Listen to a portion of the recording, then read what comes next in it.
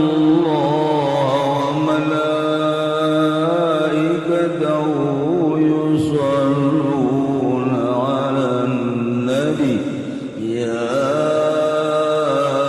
أيها الذين آمنوا صلوا عليه وسلموا تسليما إما يعذبهم وإما يتوب عليهم.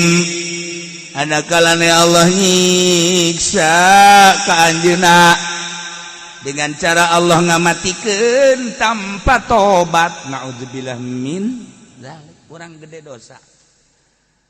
Haji urang paeh teu dibere bisa tobat. Ieu nu cilaka ge.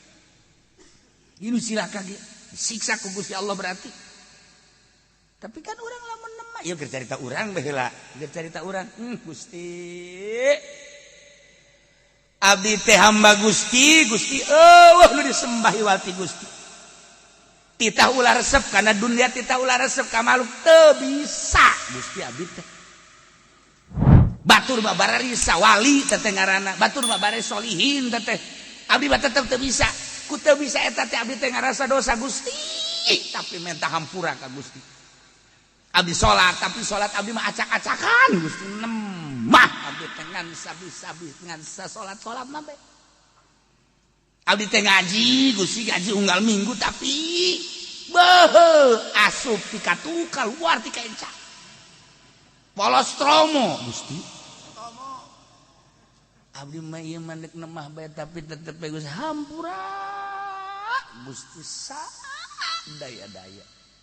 Hampura Gusti mah nemah abdi mah tak eta haji dihampura ku Gusti Allah nemah. Pan aya nu teu nemah mah ciri dihampurana engke moal daek bergaul jeung jelema maksiat. Moal daek main gaple deui, moal daek main remi deui, moal daek main catur deui, moal daek nyana teh maksiat berbagai-bagai komo mabok, komo zina, komo judi. Tanda bahwa nyana diterima dosa, diterima tobatna. Terima tadota tobat teh deuleu bae mantes tobat balukar tungtungna kumaha. Eta ngaranna diterima ta tobatna kos jelema munggah haji. Munggah haji lah ingin tobat bae ka Allah, balik munggah hajina haju andieu diterima berarti tobatna. Lamun haju kancolah balik tobat, balik munggah hajina kancolah, ieu teh diterima berarti. Tinggal kitu bae eta. Babari isi aing diterima apa henteu mantes tobat nah haju kumaha balukar tuh ladak nu ngeri ge ieu urusanana murjauna li amrillah imma yu'adzibuhum kumaha Allah bae eta mah nyangakeun sadaya-daya eta mah nu tiluan mah kumaha Allah bae apakah disiksa dengan cara ku Allah dimaoteun tanpa dibere kesempatan untuk tobat wa imma yatubu alaihim anakalana Allah narima tobat dibere bisa tobat. Eta urusanana murjauna li amrillah.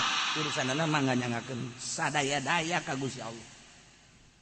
Tak urang ieu. Urang ge sarua bae. Lamun teu ngarasa loba dosa kakarang ge lemah sana pinarakaeun. Diomongan ge mah keur tobat atuh aing dosa naon atuh jang ngaji osok salat osok. Cak cenah mah ngaji sang ngaji-ngajina meureun salat sa salat-salat. Ayo ngaji osok atuh segala salat muludan osok padahal mapan muludan ge perebut berkah. Emang naon kasalahanna? Ieu pinarakaeun mah kos mah.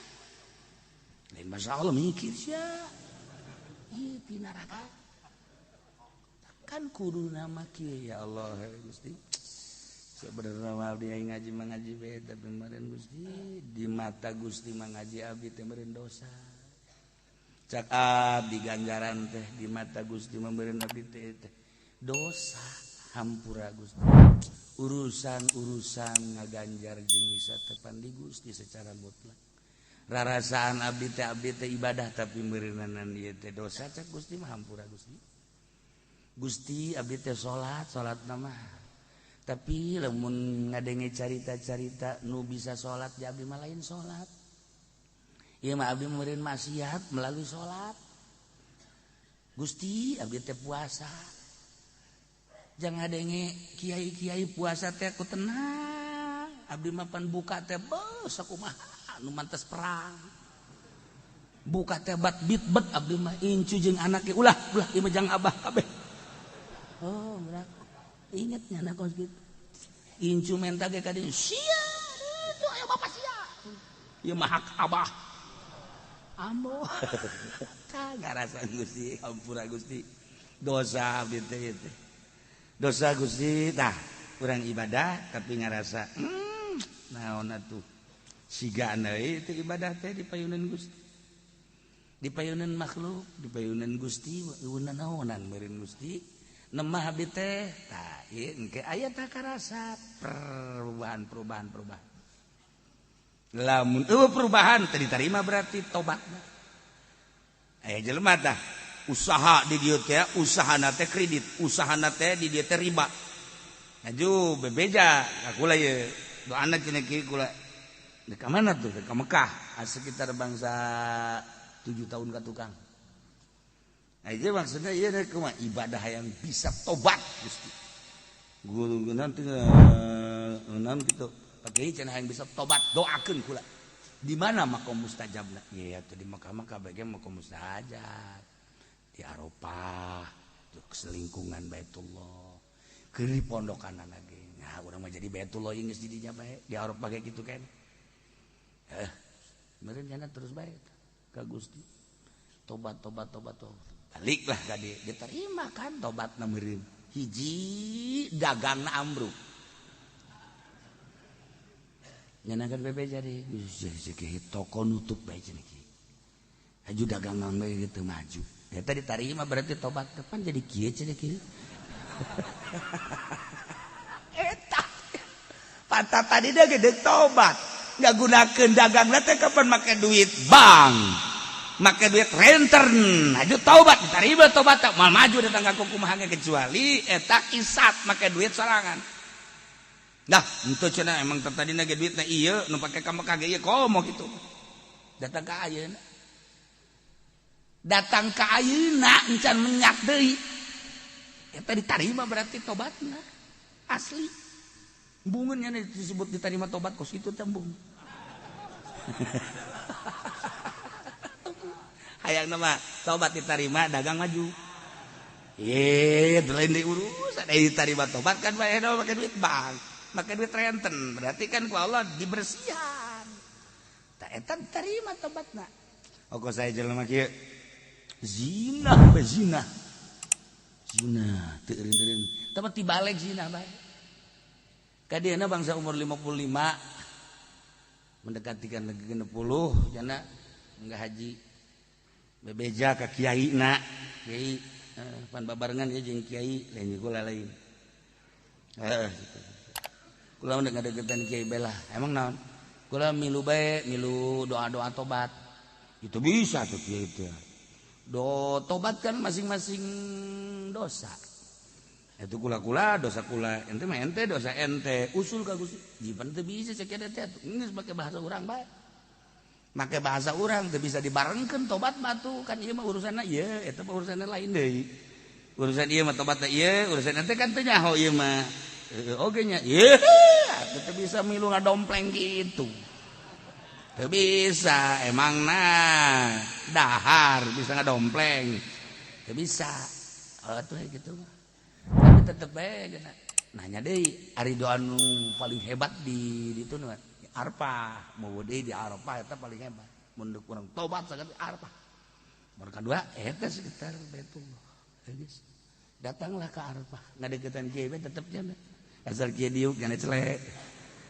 Nena milu doa henteu masing-masing baca kiai teh doa barengna berapa kali itu masing-masing guys ini beres doa bersama teh panjenengan ngadoa masing-masing begandeng jasa nya deukeut pan ka kiai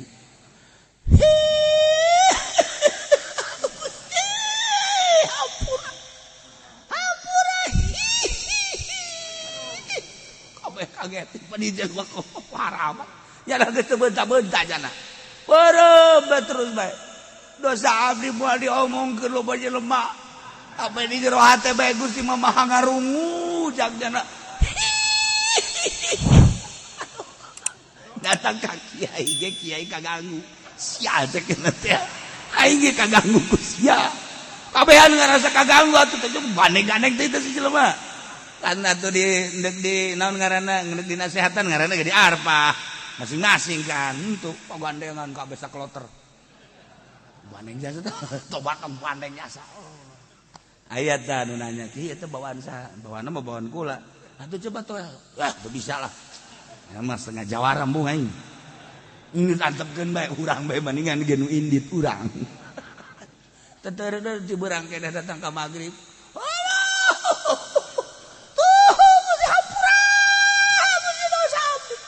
aya nu dosa naon eta mah rahasia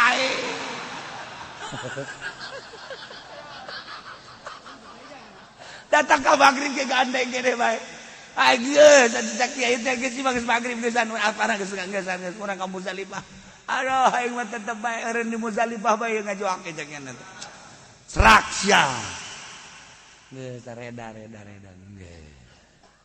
alhamdulillah pastilah obat diterima ka kiai mah bebeja emang sia boga dosa naon zina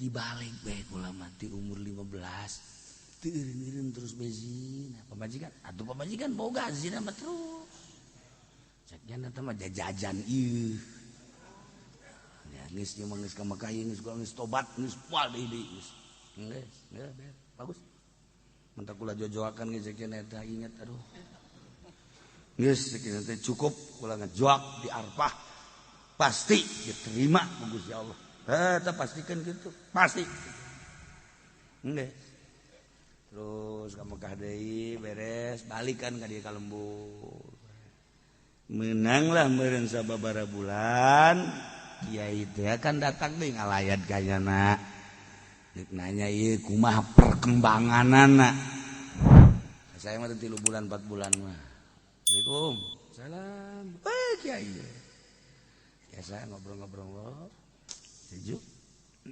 tanya eta tobat teh keur di Arfah ngajojoakan aya karasana beuh lain aya-aya deui kumaha karasana ayana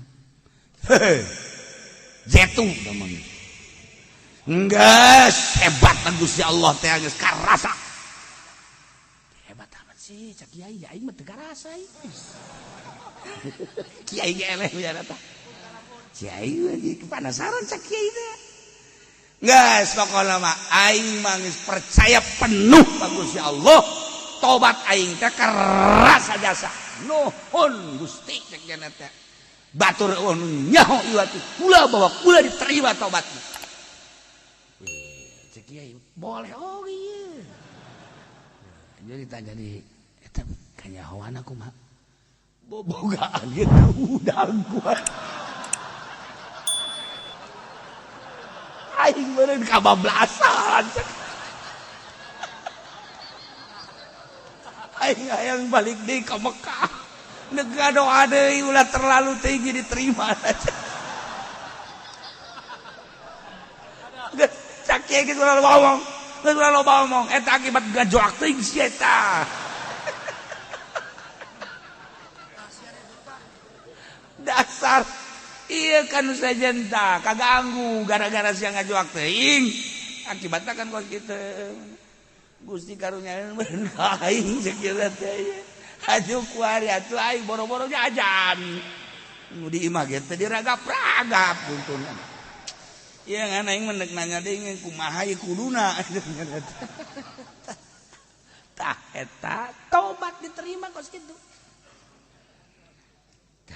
imma yu'adzibuhu wa imma yatubu alaihi sarua lain nu tiluan bae ieu urusanana teh murjauna li amrillah imma yu'adzibuhu cara tsunami moal pati didatangan tsunami eta teh urusanana geus terlalu imma yu'adzibuhu siksa bae koy urang carita dina tafsir cerita Kangjeng Nabi Nuh bajirkeun lain teu dinasehatan cerita Kangjeng Nabi Musa alaihissalam ngelawan Firaun lain teu dinasehatan ambruk Firaun beserta ponggawa-ponggawan cerita Kangjeng Nabi Yunus sarua bae dan cerita-cerita Kangjeng Nabi Lut.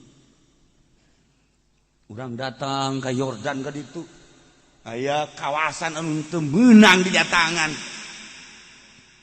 eta urut siksa baheula zaman Kangjeng Nabi Lut alaihi salam dibalikeun diangkat ku Gusti Allah dibalikeun ribuan manusia eta akibatina berubah karesep teu wajar lalaki resep ka lalaki teu wajar awewe resep ka awewe nah ieu kan kuari LGBT sambalaya di urang baheula makan ngan sakadari negara-negara maju pertama di Prancis anu usul ka PBB supaya disahkeun perkawinan Jerman Inggris kabelah dieuna Amerika Belanda eta kelas internasional kuari ya Allah di Cikupa urang ge oh ya Allah kaget ningali otot golode jelema sterek bagus jasa ieu lalaki gagah petinju asana ieu mah cek ulah ieu hebat ieu hebat teh aduh kiai doana cenah kunaon kekasih saya meninggalkan saya ini fotonya barang dia dulu kumisan aing sia jasa goblok udah dijiekeun jeung si eta ieu ya kumaha coba ieu di luar pemikiran urang geus bugu awewe kehilangan kencan kehilangan pacar awewe jeung awewe deui lain saeutik kadang tengah penting merenung kieu rempan amat Gustiku sebab si eta ya Allah anu nyana geus kebablasan hirupna teh geus teu make aturan agama nya nama geus kumaha manehanana we di mana Gusti nyiksa teh pan meureunanan lain anu berurusan jeung dosa bae kabeh kabaud kabeh teh meureunanan atuh kabawa sakumaha anu digambarkeun ku Kangjeng Nabi kapal anu dibocoran teh atuh kapan atuh mun di mana kapal bocor batu sakapal kan ini kumaha coba urang nu mabok eta kan ngundang siksa nu zina eta kan ngundang atuh eta sodom eta kan ngundang lesbi homoseksual eta kan ngundang siksa geus pugu nu korupsi eta ngundang siksa kan urang ieu nu riweuh mah di mana disiksa kapan urang kabawa sabaraha kiai jeung sabaraha santri anu kabawa kanyut ini kumaha coba urang ningali pemandangan tsunami Aceh tsunami nu lain gempa Jogja dan lain sebagainya pan henteu kabeh beureunanan henteu kabeh dugala aya anu bener kabawa kan ngeumanta kiai ngocoprak bage eta teh beusi kabawa ieu geus disiksa na kumaha tuh wa akharuna murjauna li amrillah ketika berdosa urusan anak kan ieu kumaha Gusti Allah imma ayu azibum janu Allah ieu sia diciptakeun ku aing teu ngajading sia ka aing ngahirupan sia aing mere rezeki sia aing nyembah ka batur awas sia ku aing aju disiksa atawa sia terus bae babok terus bae zina terus bae sia awas siksa sia ku aing kabawakan kabeh nah iyalah imma yu'adzibuhum dimawatan bila taubat teu bisa dibere teu bisa tobat urang kan ari dibere bisa tobat mah keur meujeuhna urang dijero tobat maot atuh geus tenang merenung urang ya Allah ya Rabbi tingongora abdi teh di mana aya topeng di dinya abi ngampar di dinya aya golek abdi mah geus lain nonton golek di handapeun panggung maksudna naon besi aya sinden ki abdi teh urusanana ting sajabana we abdi teh tingongora kabelah dieuna Gusti abdi teh ka Jakarta leuwih parah abdi teh jadi geng kramat tunggak Ya Allah ya Rabbi, alhamdulillah ku ari mah geus eueuh keramat tunggak pindah ke Kalimalang. Terus ku ari ka Tangerang, dibasmi ku WH pindah ka Pandeglang. Ku ari mah anteng di Pandeglang, tarariis di Pandeglang. Di mana nyahona? Kapolda pamit pergantian kamari nyana nyaritakeun. Ternyata di Pandeglang meningkat perzinahan Pak Kiai. Tuh orang Pandeglang yang jelas mah impor. Aju yang dari sono diekspor, jet tambah ekspor, impor-ekspor berada tuh. Di daerah Karawang, di daerah Subang, Tangerang mente. Alhamdulillah, ngan pelakuna Tangerang. Tuh meningkat perzinahan. Di kumaha coba pemabukan meningkat Banten. Maling, pembunuhan meningkat sekian persen. Ini saya lapor kepada Pak Kiai karena Pak Kiai juga termasuk orang Banten. Saya mah bukan orang Banten. Orang mana Pak Kiai sekian nanti itu urusan saya itu mah. Saya mah Tangerang aman. Tangerang Banten Pak Kiai. Urang belaga bidug aing Banten. Nya na ongko kos bidug deui. Hanya ka bawa bodoh berarti jananya. Enggak, saya bukan Banten, saya mah Tangerang. Iya meningkat. Tah. Eta lah. Imma yu'adzibu wa imma yatubu alaihi. Pintu jelas nama anu tiluan ieu mah disiksa heula ku Gusti Allah di dunia. Disiksa nama diantepkeun heula ku Kangjeng Nabi teh teu waka-waka di jamah-jamah di gamah-gamah. Urusanna teh disanggakeun ka Gusti Allah salila keberangkatan jeung kepulangan jumlahna 50 poe. Salila 50 peting 50 poe 50 peting teh ditanya ku Kangjeng Nabi teh manusia sekitarna teu meunang aya nu ngadeukeutan bahkan pamajikanana ge teu meunang ngabarengan sare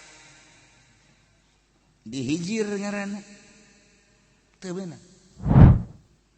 Nyana ditanya henteu ku Kangjeng Nabi teh sahabat teu meunang aya nu ngahiji jeung manehanana pamajikanna ge titah nyilip teu meunang ngahiji jeung manehanana jadi manehanana tiluan 50 poe 50 peting teh ieu menyendiri timbul renungan kaduhu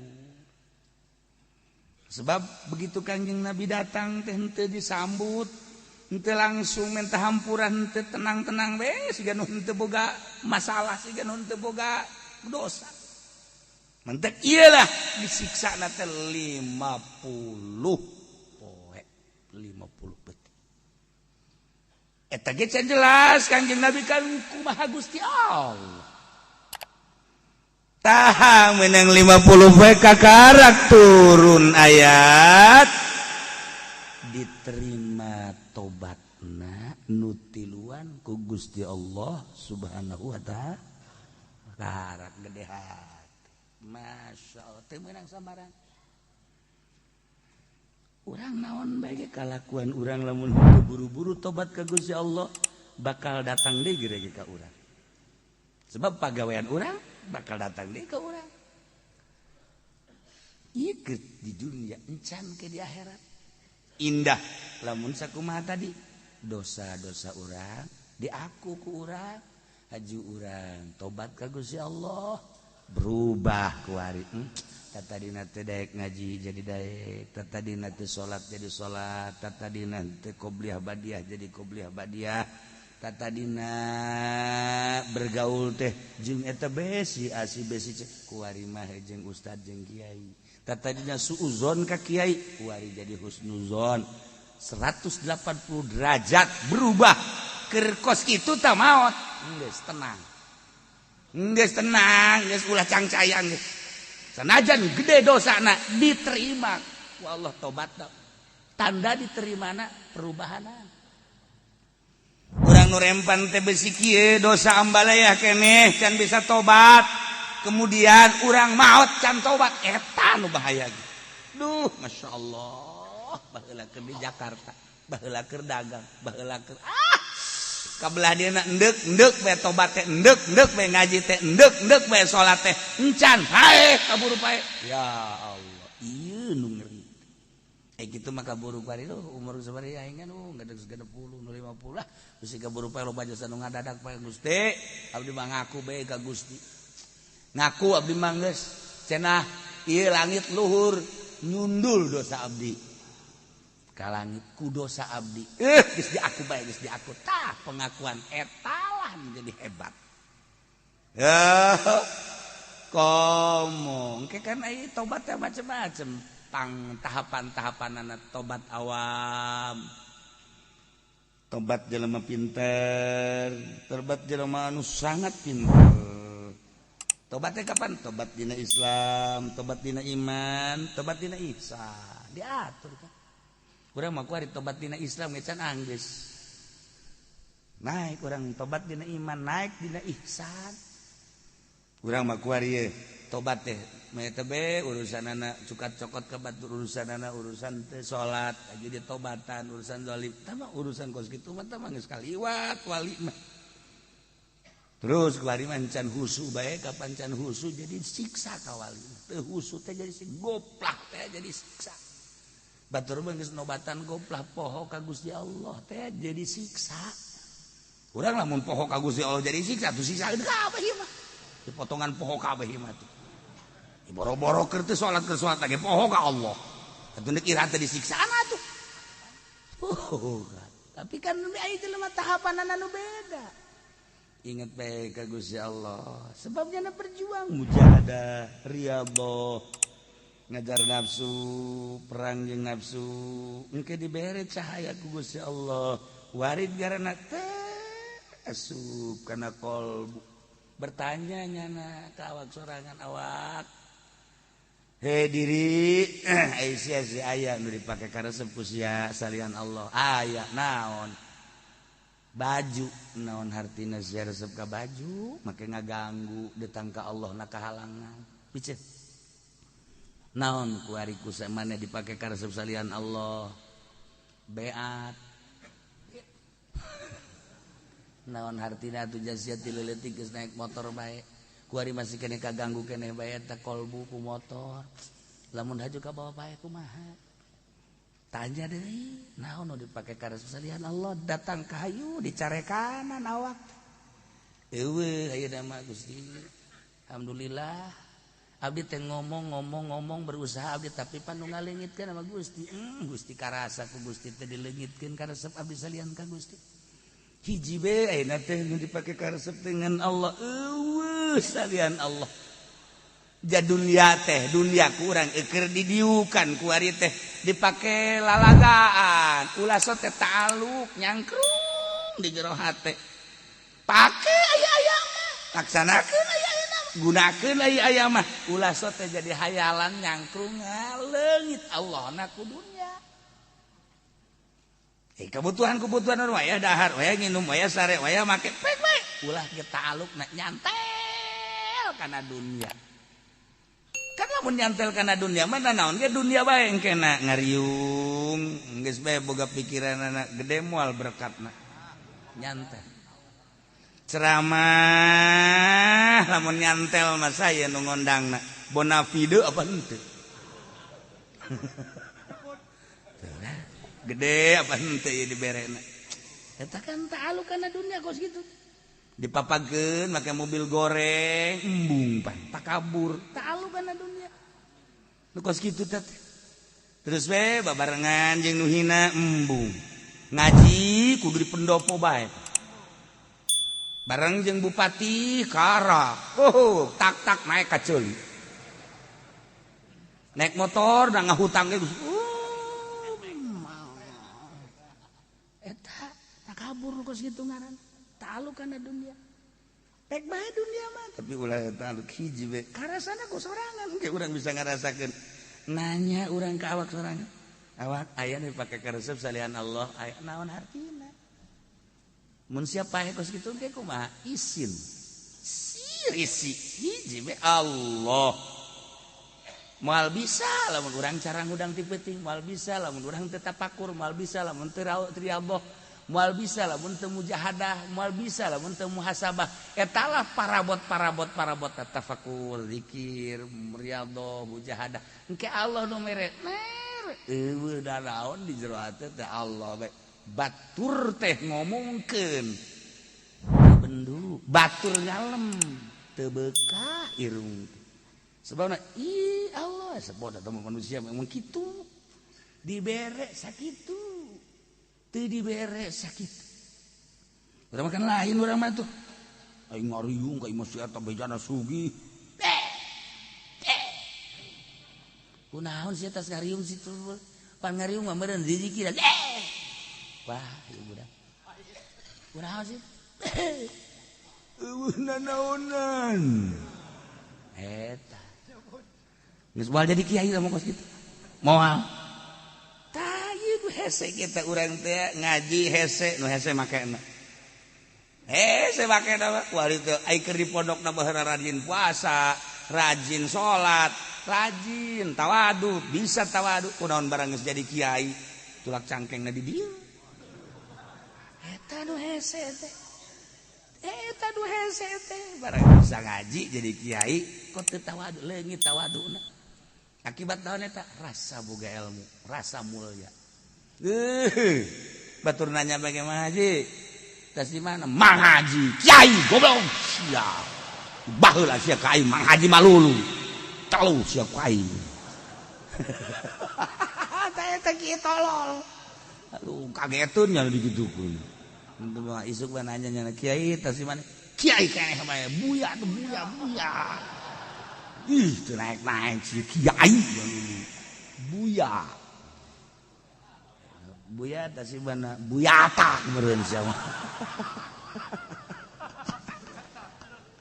Ayolah. Hati akhirna belu tiluan ieu teh lantaran atuh pernah beat ka Kangjeng Nabi. Atuh beat sumpah setia diterima tobatna Allah narima kana tobatna dihampura. Ieu teh jang kacamata urang ketika urang nyieun dosa kudu gegeraan tobat ka Gusti Allah. Rempan besi ketika urang can tobat cabut nyawa ku Gusti Allah. Naudzubillah min dzalik wallahu alimun hakim. Gusti Allah teh maha uning ka makhlukna maha bijaksana dina dadamelanana. Atuh kumaha Allah bae eueuh nun teu berhikmah, eueuh nun teu bijak Gusti mah. Nyieun gunung kebijakan Allah, nyieun laut kebijakan Allah, nyieun leuweung kebijakan Allah, nyieun jelema kebijakan Allah. Jelema teh macem-macem, nu sugih kebijakan Allah, nu susah kebijakan Allah. Sehat kebijakan Allah, gerih kebijakan Allah. Si eta pinter kebijakan Allah, si eta bodoh kebijakan Allah, si eta jadi bos kebijakan Allah, si eta jadi cacah kebijakan Allah. Hakim Allah teh pison hidup. Kuari kebijakan Allah banjirkeun kebijakan Allah nu urang teu apa? Tsunamikeun kebijakan Allah urang teu apa janu Allah atuh hakimun pison ulah kudu ngarasulah. Digempakeun kebijakan Allah. Urang lamun nyaho pasti urang geus seserian. Demanta ku waliullah mah tenang aya nanaon ge. Tenang teh naon? Kapan urang mah macaan buku plag waliullah mah macaan buku Lauhil Mahfuz. Baca ya. Begitu kejadian geus nyaho aing mah geus dibaca ku aing di Lauhil Mahfuz. Begitu kejadian teh seserian pas sakna nu paeh pas tuh paeh seserian nya mah heuh teh urang seueur pas sarua jeung di Lauhil Mahfuz. Tuh kan lamun teu nyaho mah urang sia batur bakanya jerian sia seserian teh kumaha lain di alamna sia mah keur macaan Lauhil Mahfuz sia mah kan poek Lauhil Mahfuz nu aya syariat atuh kabeda.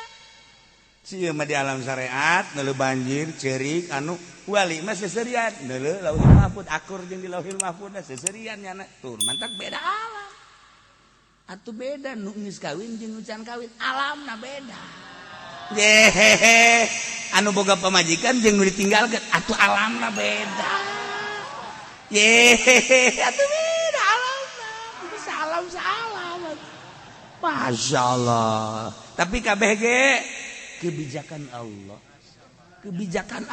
orang tak apa wallahu alimun hakim anu jelas Pak mudah-mudahan orang dipanjangkan umur di samping dipanjangkan umur dibere sehat di samping dibere sehat orang dibere bisa ibadah samping bisa ibadah bisa tobat ka Gusti Allah urang maut pamajikan urang maut anak urang incu urang keluarga urang kabeh keur aya dina tobat aya dina ridho Allah Subhanahu wa taala. Baca sholawatan setelah azan tidak ada instruksi. Tidak ada instruksi harus baca sholawatan, cukup jangan nambahi jelema ku azan. Jadi kalau ada orang yang sedang sholat kemudian kita baca sholawatan mengganggu sholat, haram baca sholawat. Baca Quran, baca sholawat haram. Di masjid azan sudah didengungkan, ada yang sholat sunnah rawatib, kemudian baca sholawatannya kenceng embat, kita ngaganggu kan ukir sholat, maca sholawatna haram min jihatil waswasah ngaganggu, taswis ngaganggu, tak haram sama maca sholawat. Tina jihad ngaganggu na lain jihad maca sholawatna. Mun maca salat lalaunan nanti haram. Cenah puguh mau ngabejaan atuh lalaunan moal kadeng. Cukup ngabejaan teh ku azan geus datang bae alhamdulillah, teu datang geus ulah maca sholawat kecuali wasasaha. Kecuali wasasaha sebab aya jelema nu keur salat mah geus pas masjid eta wudi'a lis salat. Masjid eta dipersiapkeun jang salat lain jang maca sholawat. Jadi ketika nu salat aya tepatnya nama tah di tempat nak maca sholawat lain pada tempat nak eleh tah maca sholawat sebab masjid mah jang salat. Adapun daratang teu daratang teh lain urusan imam, urusan makmum teu meunang ganjaran. Atuh ustad mah ayo bae deuk salat salat bae. Lamun hayang ustadna kudu ngomong dulur asal geus azan atuh gegeraan ulah datang ka aju maca sholawat ieu ngaganggu ka batur. Itu kecuali babarengan geus beres salat teh model di pondok pesantren baheula geus beres salat sunah aju nu ngadaguan kiai nalila sholawatan si santri geus eueuh nu salat. Geus salat sunah ieu babarengan maca sholawat. Ayo maca sholawat babarengan. Teu naon teh wabehan nu salat. Aya bae santri saurang salat eureun ulah maca sholawat. Ke beres jana geus eureun tah salat geus eureun sholawatan deui. Tos kitu. Kasimpulanana maca naon bae di masjid ketika aya nu salat ngaganggu ka nu salat haram babacaanana. Geus kitu caritana nya. Geus ulah maca sholawat empat azan bae asal geus azan eta ngaranna ngagerokeun batu.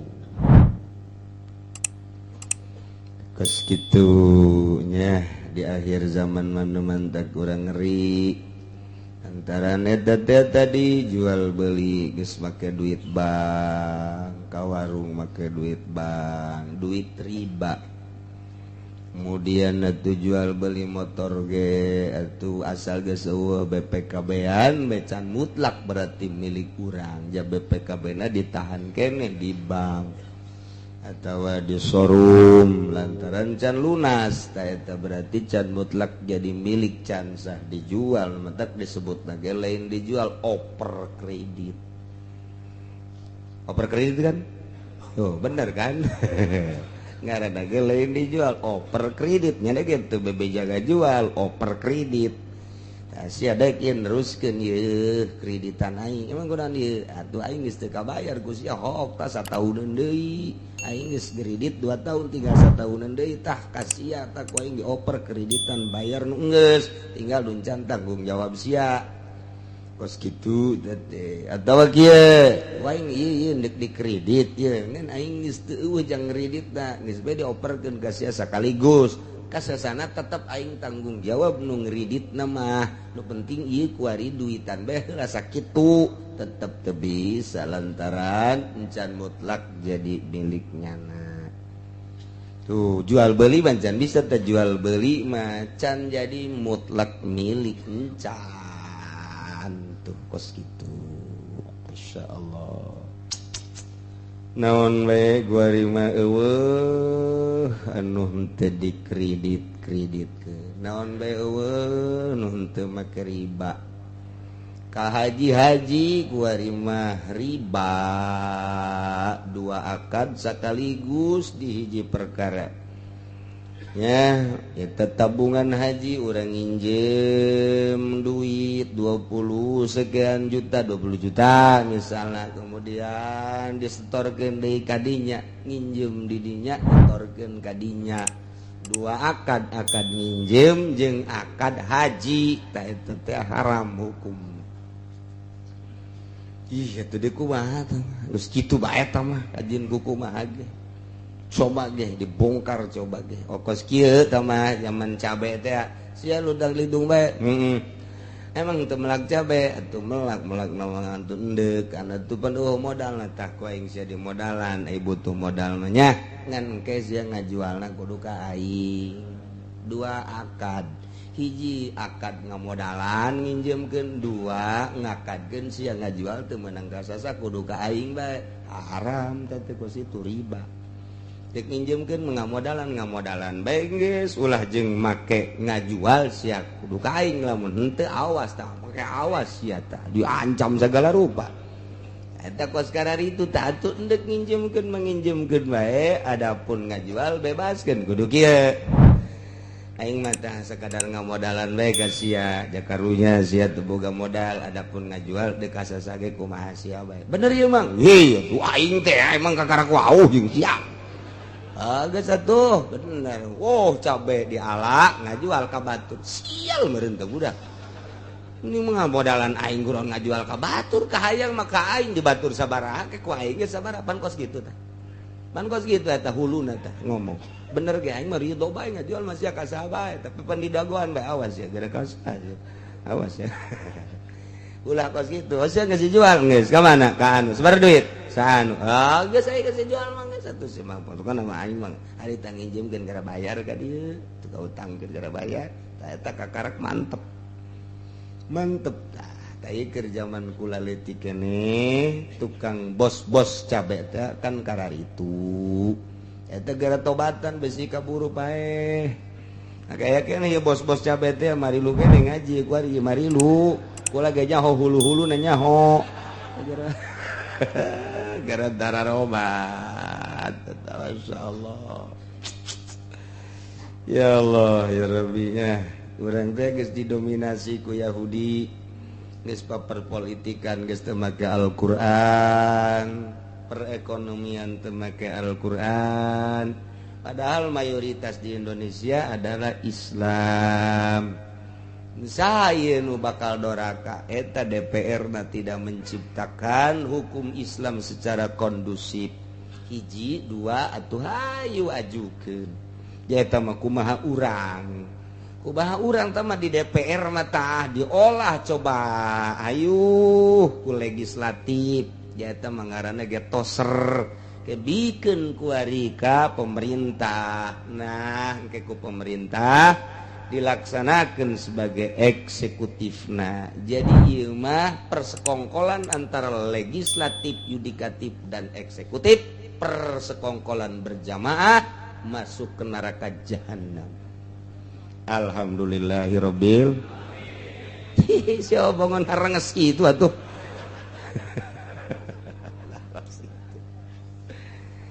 taruhlah untuk merubah negara manggis janang leluhur urang jabah lagi aya ulamaan Bung Karno teh Bung Karno ieu babarengan jeung Kiai baheula ngamerdekakeun negara sok geura di Jawa Timur lebih erat jeung Kiai, Jawa Tengah lebih erat jeung Kiai, Jawa Barat lebih erat jeung Kiai. Sedengkeun eta pan eta Kiai lagi lu babarengan jeung Bung Karno teh pan karuhun-karuhun urang. Kok geura di Padangna jeung Kiai, sok di Sulawesina jeung tokoh-tokoh Islam. Jeung tokoh-tokoh agama ieu ngamerdekakeun Indonesia teh lain lalawara, ngantak jana musyawarah. Tak dimusyawarahkeun hasilnya tetap bae demokrasi cuman aya nu dipending Piagam Jakarta ke iraha diterapkeunana. Oh masalah geus ja urang nu ngolah tatadina aya legislatif aya yudikatif yang pemutus sangke pelaksanaanana adalah eksekutif pemerintah. Oh masalah geus kadieuna aut-autan oh tuh milu terus orang memutlak milu ke Belanda ke Amerika ke Yahudi bertekuk lutut orang di hadapan Amerika. Tapi teh orang teh disebut pinter bodoh disebut bodoh atuh embung ya kos kieu ngaranna ieu urang sebut pinter bodoh kunaon atuh henteu ngolah sorangan henteu menciptakan negara nu kondusif secara aturan-aturan Al-Qur'anul Karim atau kajen geus pakai demokrasi tapi demokrasi nu rapi ja urang teh mah dipasrahkeun ka rakyatna rakyat geus memasrahkeun ka DPR eta DPR teh nang milih urang aya akur jeung teu akur bebeja ka DPR teu akur ye toel DPR akur ye toel DPR kuduna mah konkos kitu di negara demokrasi teh abeh nyambung antara pemerintah jeung rakyat. Kuari mah asal neuk pemilihan mere duit kos nu nyambung baik DPR maupun pemerintah de calon bupati datang ka rakyat merean dicatet beakna sabaraha ke geus jadi bupatina dicatet aing kudu mah meunangna 5 lipat daripada kitu modal jadi itu mah lain deuk urusan rakyat dagang ngaranna. Jadi ilmu perdagangan dia dipakai di ilmu pemerintahan. Wah tuh datang ke iraha beresna negara. Mal bisa lantaran atuh ai negara majalbul masolih.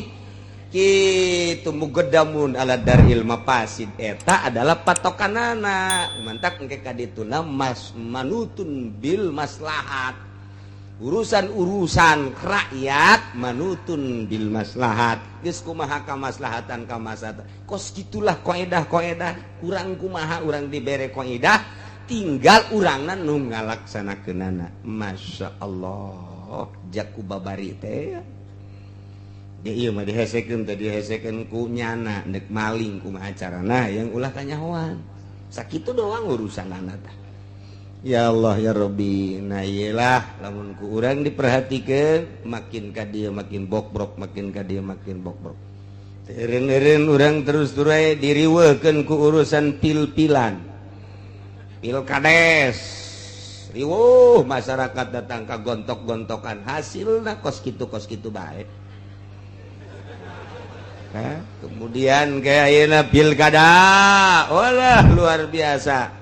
Itu beakna sabala miliar teh meuli kendaraan nana bae oge hasilna beuki para pilgub kitu kene engke sagadeng de pilpres teureun-eureun terus bae mantak cek kiai anu beuki mah waduh hadza min fadli rabbi bolon teh coba ieu dibereku itu dibereku kabeh alhamdulillah tadina teu boga sekupi jadi boga tadi teu boga apan saja jadi boga tadi teu kapager imah jadi kapager dapur kegedean mobilan dan lain sebagainya emang nangan sakitu urusan hirup teh leutik amat sih mulia jeung agama dijual kaban mobil ya Allah ya Rabbi engke di akhirat sia teh dikiaikeun lantaran dititipan ilmu ku aing pake naon teh ilmu titipan aing ku sia pakai Avanza, Zabania, Ya abuya seret ya. Oh budaknya abuya jadi seret. Ajupan kadele ku murida itu abuya urang diseret. Ya Allah dek dikabalakeun teh buya. Siap buya-buya. Ini kana rakas ya buya-buyaan bae. Isin jasa eta Gusti Allah. Eling coba ka eta, ka alam eta. Bakal ngerenyed moal hayang narima duit ti bupati atau ti calon kecuali gede. Inggris jasa Inggris mun eueuh paeh onam hirup teh atawa aya paeh tapi henteu diproses teu kukumaha ge mangga bae beuki dititipan ilmu beuki gede tanggung jawabna ke di hadapan Allah. Rakyat onam nya nama artina jatuh boga ilmu dibere cokot ya kana raka mah kana raka tetep janya ge nyarahun bahwa eta teh duit teh teu halal sebenarnya nyahoun nya ge nyahoun jah hasil ngaji mantak cak nu bodoh ulang ngaji sakalian bodoh abeh eueuh nu haraman. Masyaallah karim dunya iya gara-gara nunanya ya jual kredit kos gitu pantas ya pasar rek nerangkeun syaratna kisos dina nganiaya anggahota badan. Lamun tadi nu dicaritakeun teh masalah kisos, masalah ngabunuh.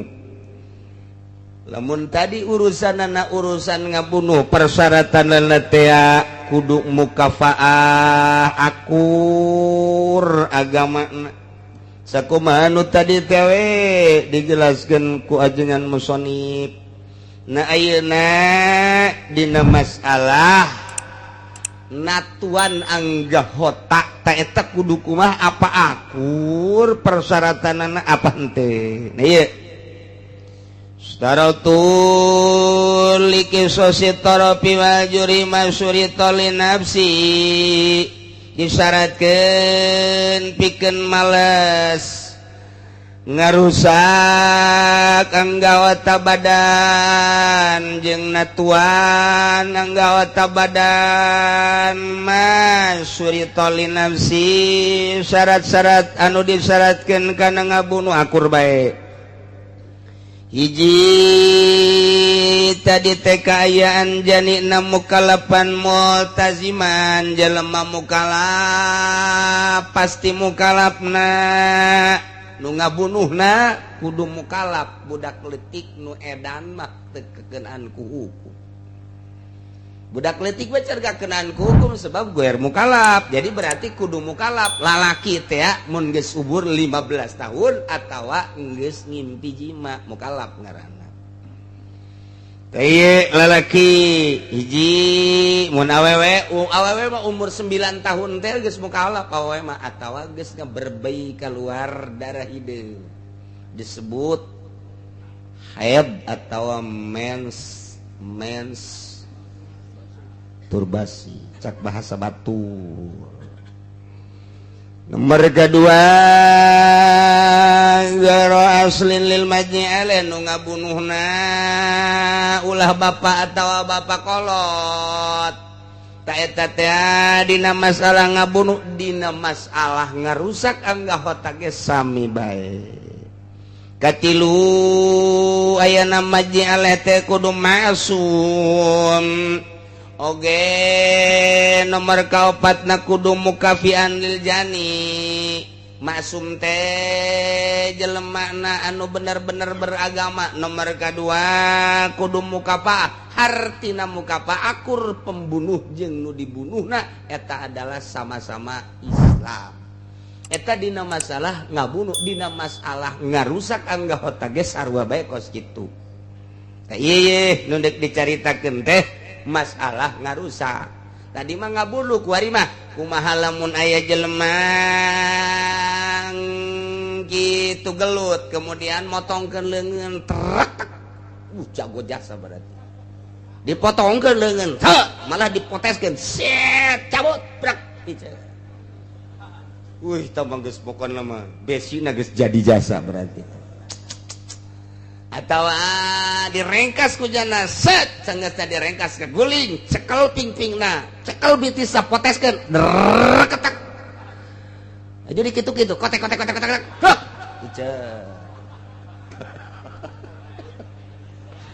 Masya Allah iya teh jadi hiburan lamun perang jeung kafir mah seperti di Irak seperti di Libya emang cicing kuari teh di Libya masih kene ditarik tentara di Libya ku Amerika teh ceurik kurang Libya mah hiburan caknya dan tara ngome Yahudi ngome Amerika ngeunaheun jasa cekel set dikieu-kieu heula ceulina ku nya kotek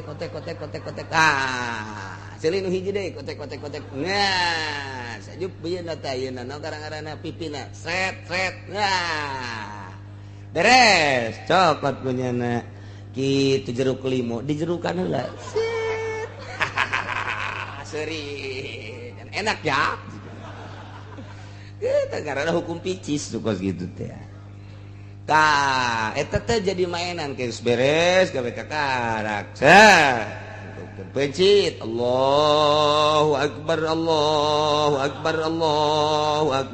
la ilaha illallah Allahu akbar walillahil hamd bismillah siap jadi korban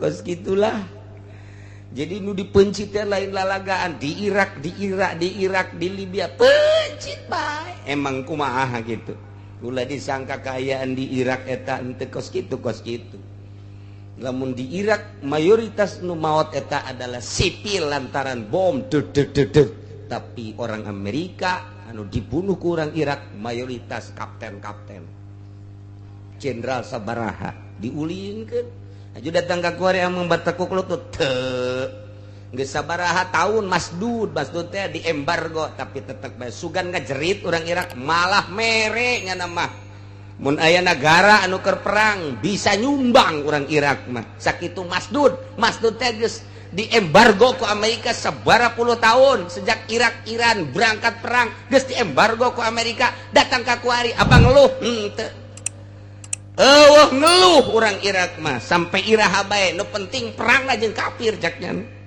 jadi hiburan matak cenah mah Amerika baralik teh ceurik kuna hiburan jakeuna besok geus dikieu-kieu bae besok ya aduh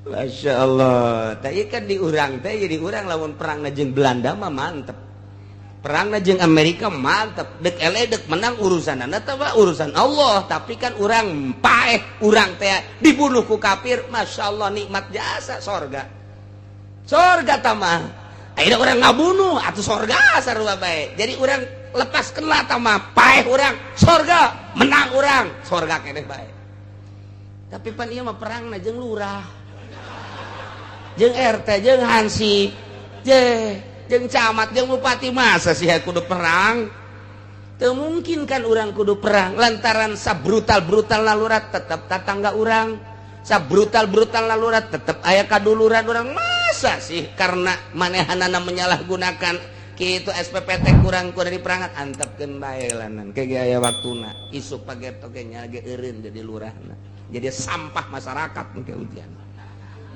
kos kitu bupati cenah nakal antap ulah kudu digontok-gontok dibunuh lantaran kawau urang tatangga urang kadang pernah jadi friend urang ye tapi antapkeun wae ge aya eureunna eureun jadi sampah umat ujian tinggal kitu bae lentak di Indonesia mah berbeda jeung di luar negeri sok dahsatna kesalahan tetep bae istimewa na di Indonesia mah gede hampura bae rakyat ieu kuari dikakalakeun ditipu ku pemerintah geus sabaraha miliar triliun disalahgunakeun lain teh jaho di luhur teh tapi itu teh saha itu teh kumaha lah cukup bae paling ge tanggap penjarakeun bae geus kudu dikumaha-kumahakeun. Jadi di penjara ge make AC deui. Ieu pamajikanna bisa deui dibawa ka dinya. Tah nyeun hotel leuleutikan bae burung. Kos kara itu di Indonesia mah lain rahasia. Emang kumaha di penjara jelema gede. Lain cara nu maling kotok. Nu maling kotok mah di penjara irung pindah ka tukang. Masya Allah. Di tukang jadi aya irungan ya. Tapi eta kelas-kelas sukas karar itu emang kumaha boho polisi ge mendek-mendek. Mendek polisi teh mendek. Nya nandek asup ka penjara tangan ngaranna doang. Fasilitas di jero luar biasa ka laptop aya di jero teh. Luar biasa. Tah eta jelema gede mah kos kitu ngan ngaranna doang di penjara teh. Tapi geus ku ngaranna ge geus cukup jang menjaranya nama heulanan. Tapi kan teu dikukumahakeun beres. Ieu di Indonesia lamun jalalujur masya Allah pohara jasa. Ngan meureun geus kos kieu kaayaanana urang mah geus tinggal naon kitu ngaranna kembali ka Allah baelah urang mah ulah pipilueun ngaji, salat, maca Quran, ibadah bae nu rapih. Mun nyana nungguan turun jabatan urang mah nungguan malaikat Israil silaturahmi. Oke malaikat Israil silaturahmi. Assalamualaikum. Waalaikumsalam. Saya abdi Israil. Bener Israil. Bener yo bener. Lalagaan gitu. Atuh teu lalagaan ieu mah bener dek naon tuh? Atuh tugas kula biasa. Nu bener ieu lain ieu atuh bener cek malaikat Israil atuh geura siap-siap bae. Dek siap dek teu siap ge geus datang ka waktuna mah atuh disikat bae. Teu bisa disogok malaikat Israil mah. Lain cara pengacara di urang. Lain cara buser di urang. Bisa nya nama. Tugas-tugas bae.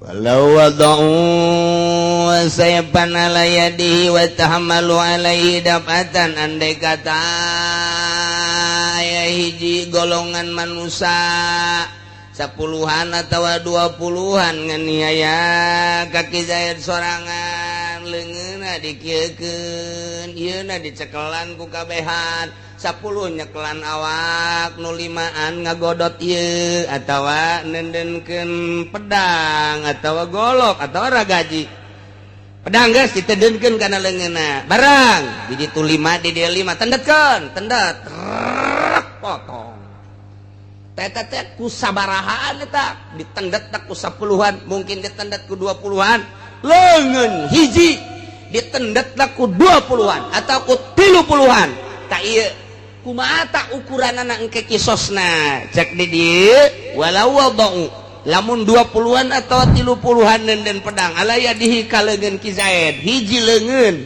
wa tahamalu alai ditendetkeun rek dak dapatan sakaligus tetep bae Pak abana potong airna si leungeun ku tiu potong kabeh nu 20-an leungeun hiji ku 20-an nu 20-an potong kabeh. Masya Allah segitu kueri mah ndek nyebutan ngaran-ngaran tatuna encan dieu teh hukum-hukum babalesna diatna kisosna ke dipandeuri ieu bakeur nyaritakeun hukum-hukumna we kudu kitu kudu kieu kudu kitu kudu kieu nah engke sebagai hukumna kudu kumaha mun onta sabaraha curug hiji sabaraha onta mun 5 sabaraha mun sakieu sabaraha mun irung sabaraha mun ceuli sabaraha tangke tungguan asa ulah ngabesan we sija jurasi wal hayya asaruna ritatuna tuan sirai jeung beungeut eta aya 10 ngaran nomor kahiji tatu qariso mama sakol jilda qalilan sakadar meulahkeun kulit doang aya jelema nganiaya Umar ka Ki Zaid teh nah sanggeusna deuk teu berdaya dikupesongan ditoel doang gitu tah sat beulah ayeuna tah teh takos kitu ngaranna tatu teh tatu qariso eta ke aya ta aturanana mun ditoel doang ku peso haju beulah eta kumaha tah set be ku hinis ku peso dikitukeun doang. Nah eta kharisoh ngaranna. Nomor kedua ngaranna tatu damiyah matudmihi tatu anungan belah narada jero ai tadi mah sakadar kulit doang kulit. Gegetihan-getihan aja nih set eta kulitna doang. Ieu mah datang karada jero setiket getihan. Eta ngaranna damiyah sabaraha engke bayaranana aya aturanana. Katilu badiah mah nodak taulah mah ta dagingna bisa belah retu. Jadi beki gajeroan we eta ku ari mah. Beki gajeroan teh eta kumaha engke diatna. Kemudian mutalahima mah dagusupihi ta eta teh geus datang ka jero gajero tulang kadeuleu. Tulangna kadeuleu. Nomor ketujuh, nomor kelima tatu simak tatu simak tablugul jildah allati bainal lahmi wal azmi ta antara daging jeung tulang pecah set beuki jero jasa ieu mah. Wa mudihah mah nyaeta tudihul azma ieu mah tatu teh leuwih nya ka jero nya peupeus tulangna ge pecah beuki jero bae. Mereka tujuh tatu hasimah manu tasimuhu ye ngancurkeun kana tulang munakilah mah tulangna udul-udulan jadi keluar. Nomor ke-9 tatu mamumah mah natuan datang ka batok uteuk ieu uteuk karena otak ditatuan dihajar datang ka batokna kadeuleu kurang kos jelema dodek dioperasi teh operasi batok lamun aya saraf di dieu anu rada kurang tabrakan ragag misalnya ieu teh batokna dibuka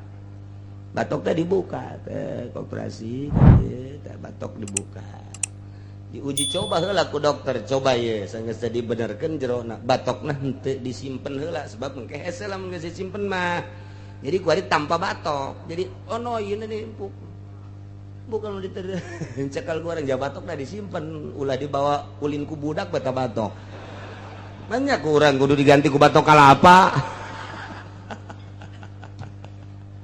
tuh gitu tante nah ya tuh dah eta garada kata tu si mah tatu makmumah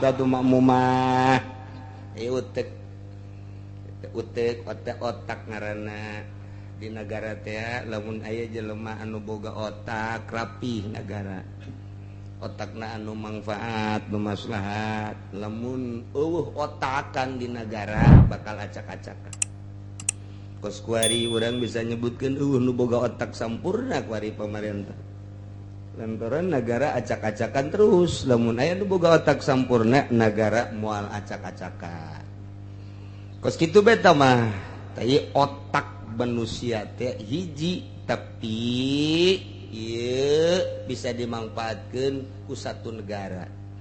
Mantap kepala negara teh sing hade lantaran membawahi kobo di Indonesia marayatna ieu adalah kitu geus 300 juta. Oh, 300 juta manusia lain seetik manusia. Ya, eta kebutuhanana diperhitungkeun ku pemerintah di berbagai provinsi naon anu lempang perekonomianana eta lah kudu semak pikiran pemerintah teh geus jana masrah-masrahkeun atuh ayeuna mah aya menteri-menterina bagian perekonomian menteri ekonomi bagian laut menteri kelautan bagian kitu hutan menteri kehutanan urus cek nyana urus cak bu acak presiden teh aing nyieun tanggeus ya mendelegasi menterina kuari berhubungan jeung berbagai gubernur-gubernur aya di provinsi masing-masing. Eta teh si hade cak presiden, si untung babagi aing ieu. Sing hade pan aing mah atuh kumaha sia. Eta kerja sama akhirna mah.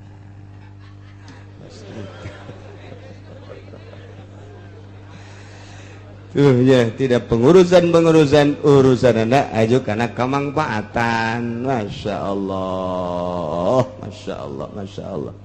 Ini di negara kos gitu sebenarnya geus kauji jasa jadi kitab naga aya dek make aturan Imam Syafi'i dek make aturan Imam Maliki Imam Hanafi Imam Hambali kabeh geus aya kitab siasatna tinggal kurang dipadukeun bae atuh tina madzhabul arba'ah pek bae atuh henteu kudu kitu mah urang make demokrasi bae tetep tapi aturan-aturan hukumna selipkeun ku urang atuh kadananku melebihi 50% mah atuh 20% 30% olah taku DPR. Masya Allah mani teu bisa ngolah setik-etik acan wayana nyieun perda anu berurusan jeung agama hubunganna jeung agama da dibebaskeun di negara demokrasi mah sok nyieun perda anggrang hiji-hiji acan lupa tali jeung agama mantap kurang mah sebagai rakyat atau nonton baik tah nupang gede-gedena doraka jeung dosa nama DPR geus eta bae sebab jana sebagai toser di negara nanti milih DPR na ulah TK nanti jeung Gus Dur teh DPR TK lantaran naon atuh teu bisa ngolah TK aja lu kos kitu mah ya taya karena gitu makmumah lamun aya jelema nganiaya kemudian belah tak ieu utekna kada datang ka kapal naon gitu ngaran otakna eta nu kitu ngaranna tatu make naon ta sangsina kemudian terakhir ka 10 damigoh mah anu ngarusak kana batok utek teh otak teh aya batokan batokna teh beula dikampak misalnya ceger dibacok misalnya ceger nah ieu naon engke ta sangsina mun datang ka paeh atuh berarti kisos lamun teu paeh sakadar beulah doang eta kumaha engke nu bakal diatur dihareup aturan-aturanna wa yajibul kisos fil mudihah wallahu a'lam.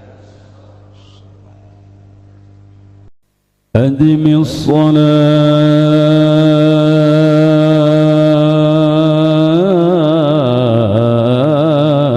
على الحبيب محمد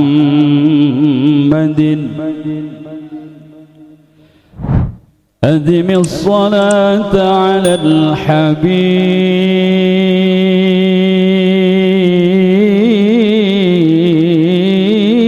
محمد فقبولها حتما بغير تردد أعمالنا بين القبول وردها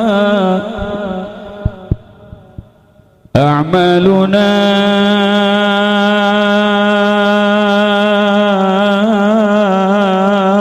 بين القبول وردها إلا الصلاة على الحبيب محمد يا رب بالمصطفى بلغ مقاصدنا واغفر لنا ما مضى يا واسع الكرم محمد سيد الكونين وثقلين والفريقين من عرب ومن عجم يا رب بالمصطفى بلغ مقاصدنا واغفر لنا ما مضى يا واسع الكرم نبينا الأمير نهي فلا أحد أبر في قول لا منه ولا نعمي يا ربي بالمصطفى بلغ مقاصدنا واغفر لنا ما مضى يا واسع الكرم هو الحبيب الذي ترجى شفاعته لكل هول من الأهوال مقتحم يا ربي بالمصطفى بلغ مقاصدنا واغفر لنا ما مضى يا واسع الكرم مولاي صل وسلم دائما أبدا على حبيبك خير الخلق كلهم يا ربي بالمصطفى بلغ مقاصدنا واغفر لنا ما مضى يا واسع الكرم محمد سيد الكونين وثقلين والفريقين من عرب ومن عجم يا ربي بالمصطفى بلغ مقاصدنا واغفر لنا ما مضى يا واسع الكرم نبينا الأمير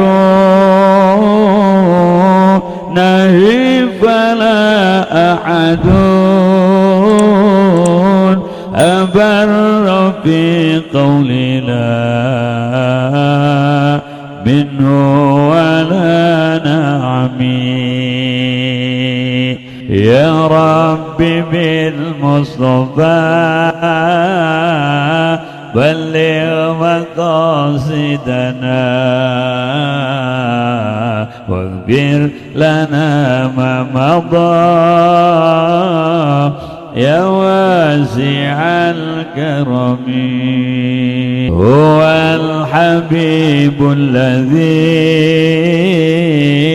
ترجى شفاعته لكل هول من الأهوال مقتحم يا ربي بالمصطفى بلغ مقاصدنا واغفر لنا ما مضى يا واسع الكرم مولاي صل وسلم دائما أبدا على حبيبك خير الخلق كلهم